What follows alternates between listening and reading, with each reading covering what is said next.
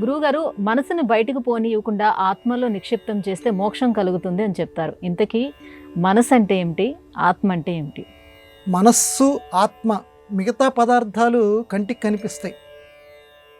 ఆధునిక పరిభాషలో చెప్పాలంటే ఒక డాక్టర్ గారు అనాటమీ లాంటిది చేస్తే శరీరంలో కోస్తే లోపల ఏమేమి ఉన్నాయంటే గుండె కనిపిస్తుంది. మనస్సు అనేది ఎక్కడుందంటే ఎవరు చెప్పలేరు.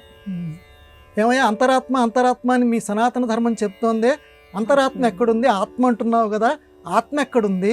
మనస్సు ఎక్కడుంది? చిత్ అంటున్నావే, చిత్తం ఎక్కడుంది?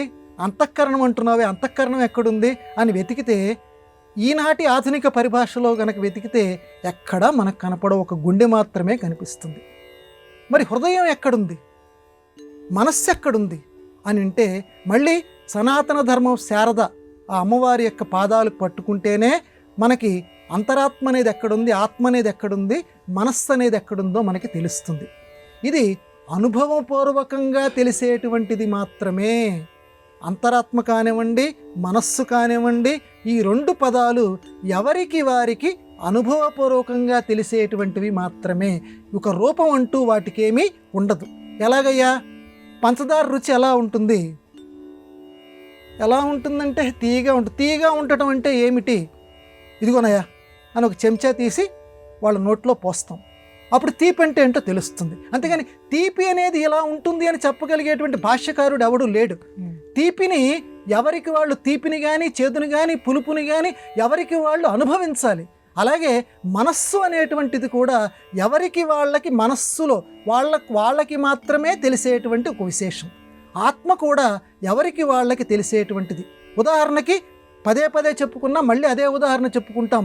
నిద్రపోతున్నటువంటి సమయంలో మనస్సు అంతరాత్మ దగ్గరికి వెళ్తుంది. అన్ని ఇంద్రియాలు పనిచేయటం మానేస్తాయి. మిగతా మనం మేలుకొని ఉన్నటువంటి సమయంలో అన్ని ఇంద్రియాలు పనిచేస్తుంటాయి.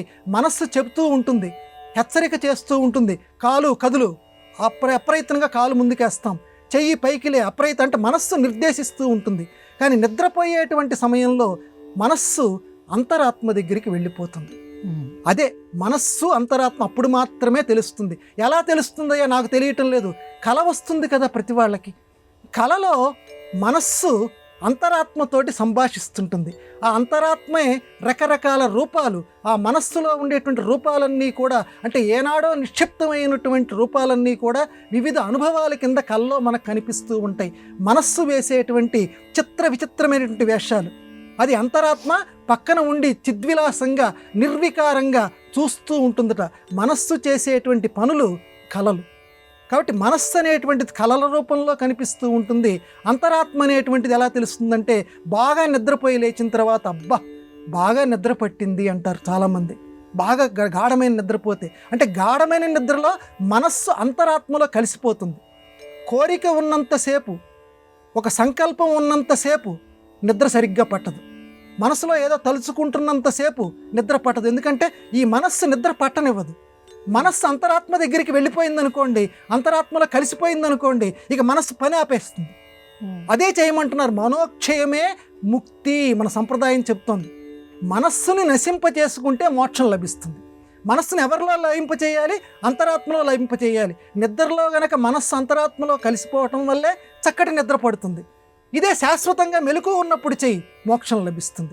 ప్రతి వాళ్ళం కూడా మనస్సుకి సంబంధించినటువంటి ఈ అభ్యాసాన్ని ప్రతిరోజు కూడా, అంటే కలలో నిద్రలో ఉన్నటువంటి దీన్ని మెలకువగా ఉన్నప్పుడు కూడా మనోక్షయానికి ప్రతి వాళ్ళం ప్రయత్నం చేయాలి. అంటే ఏం లేదమ్మా, మామూలు పరిభాషలో చెప్పుకోవాలంటే మన ఆలోచనని ఒక్క నిమిషం ఆపు చేయాలి. చాలా కష్టం. ప్రతి నిమిషం వేల కొలది ఆలోచనలు నిద్ర లేచిన తర్వాత వస్తుంటాయి మనకి. ఒక్క నిమిషమైన ఆలోచన లేకుండా, అందుకనే నారసింహ యోగము అంటారు. నరసింహస్వామి దీనికి అధిపతి. ఆలోచనకి మధ్య నరసింహస్వామిని తలుచుకోమంటారు. అదే నారసింహ యోగం. అటువంటి యోగం మనందరికీ కలుగుగాక.